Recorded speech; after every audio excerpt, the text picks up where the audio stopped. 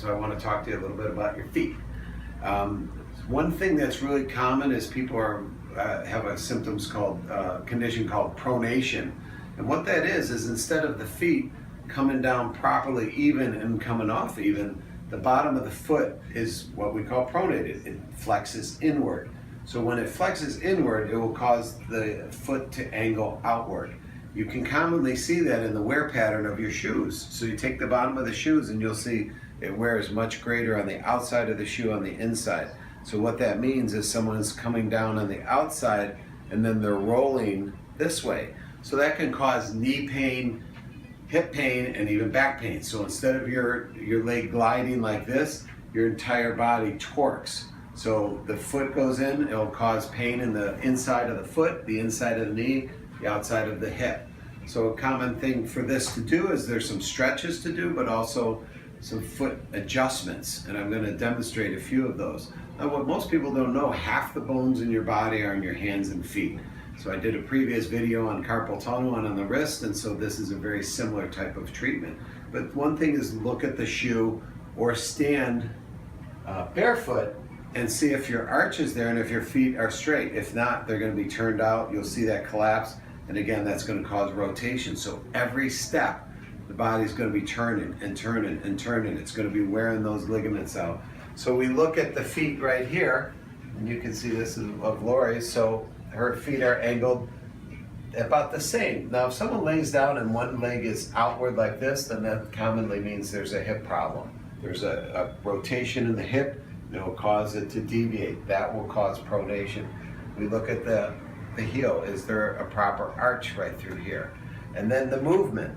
So we want to see, is the joint here moving properly here? Is it moving properly like that? And even through this. And this usually feels pretty good. So I'm going to demonstrate a few techniques that I do. First thing, I go through range of motion first to determine is there some locking, and when the foot comes up and it starts to torque like this, it means she's pronated.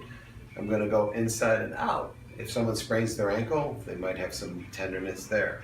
I'm going to go through the motion of the midfoot and then also down and through here. And I'll feel for some locking.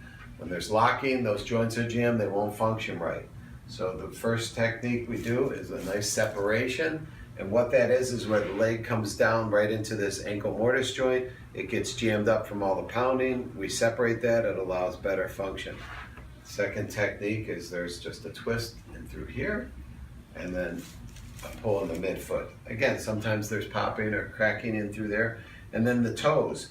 The bottom right here is called the metatarsals, and those can start jamming down, and that's how people get hammer toe.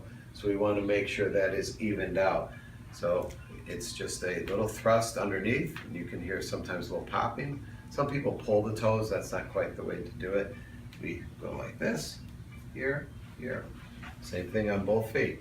Get it in there, a little tug, adjustment in there, loosen things up, and people love it. And so their feet feel better. All the runners want to feel the best. They don't want their feet being the limiting action, but it all starts with the feet. So if that pronation occurs, we also do orthotics at our office. We have a digital scanner. You'll stand on the scanner. It will take measurements on how much weight you're putting on the front, back, or the sides.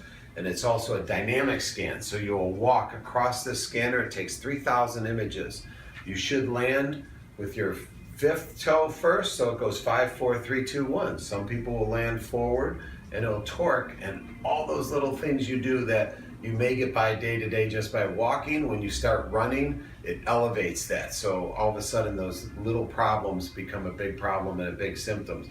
So if orthotics are needed, we email that to the lab. They make them custom for you, put them in your feet, and a lot of those symptoms. As we see a lot of backs, I always want to check the feet because a lot of back problems can either stem from the feet or it will cause that problem to occur over and over again. So look to see if one leg as you lay down turns out, that means you probably have a back issue.